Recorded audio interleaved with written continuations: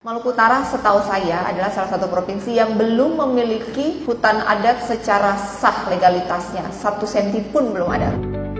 Hari ini kita kumpul di sini untuk berdiskusi tentang konflik tenurial. Mungkin secara sederhananya konflik tenurial itu tentang siapa yang berhak atas tanah, siapa yang punya, siapa yang bisa akses, siapa yang tinggal, dan siapa yang bisa memanfaatkan. Maluku Utara seperti tadi yang sudah dikatakan oleh Pak Kadis, kita memiliki kurang lebih 2,5 juta hektar hutan dan APL-nya mungkin baru 200-an ribu hektar ya. Saya baru menjadi Gubernur Maluku Utara kurang lebih 1,5 tahun dan banyak sekali konflik tanah antara masyarakat dengan perusahaan, antara masyarakat adat dengan hutan negara, masyarakat yang sudah hidup turun-temurun merasa bahwa itu rumah mereka, tempat mereka mencari nafkah, negara bilang itu kawasan hutan karena secara legalitas demikian, dan perusahaan pegang izin di atasnya. Semua merasa punya hak, tapi tidak ada yang benar-benar tenang. Maluku Utara setahu saya adalah salah satu provinsi yang belum memiliki hutan adat secara sah legalitasnya. 1 senti pun belum ada. Kita menunggu perda dari kabupaten untuk kemudian kita bisa membuat perda dari provinsi. Kita juga sedang menunggu peraturan dari pusat terkait dengan hutan adat, tapi kita jalan aja secara paralel. Oleh karena itu ini menjadi tanggung jawab bersama. Pesan kami kepada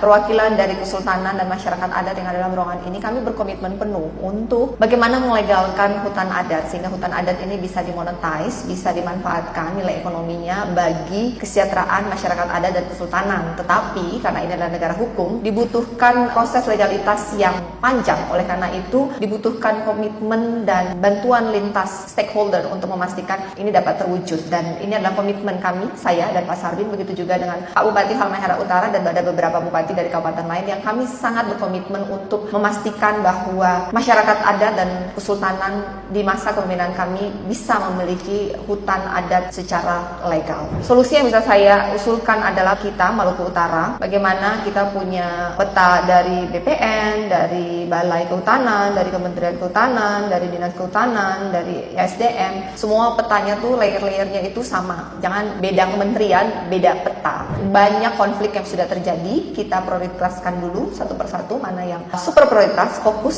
sambil memitigasi untuk tidak terjadi lagi ke depan tumpang tindih. Dan yang terakhir adalah ubah cara pendekatan. Kita harus duduk bersama, mendengar cerita dari semua pihak, masyarakat, pemerintah, dan pemegang izin, dan memberikan asas keadilan dalam penyelesaian konflik tenurial ini. Dengan semangat yang ada di Maluku Utara, mari Moimono Futuru bersama kita kuat. Mari kita jaga hutan kita dan kita memberikan keadilan bagi masyarakat Maluku Utara.